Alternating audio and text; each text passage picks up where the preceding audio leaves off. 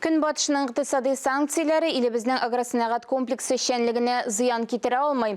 Республикабызның күп кенә фермерлары, товар җитештерүчеләре шулай дип саный. Чит ил орлыкларыннан, ашламалардан һәм авыл хуҗалыгы техникасыннан баш тарткан хуҗалыкларга отышлы хәл.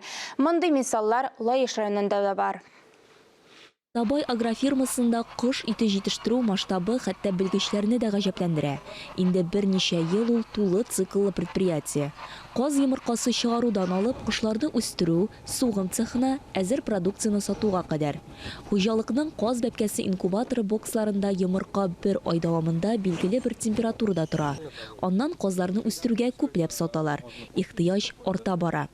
Илшат Мусин сүзләренә караганда, көн батыш санкциялары җитештерү процессына берничек тә йогынты ясамаган. Барлык азык, ашлама, хәтта терлек үзләренеке. Савым сыерлары бар. Смоленскидан тукымлы тоналар кайтартылган. Биредә алар яхшы яләшкәннәр. Техника арасында куәтле зур тракторлар бар. Бу агрегат Киров өлкәсеннән сатып алынган.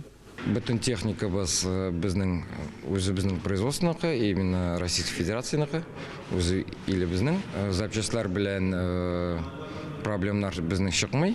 Bütün минеральный удобрение алып кайтылган, дистопливо алып кайтылган, без кыр эшләренә чыгарга әзер.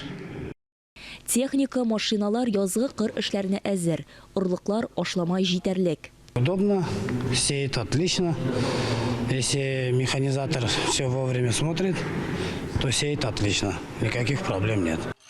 Авыл хезмәтчәннәре быел киштәләрдә сыйфатлы продукция күбрәк булыр дип өметләнә. Мөмкинлекләр бар. Фермерлар соңгы елларда бай тәҗрибә туплады.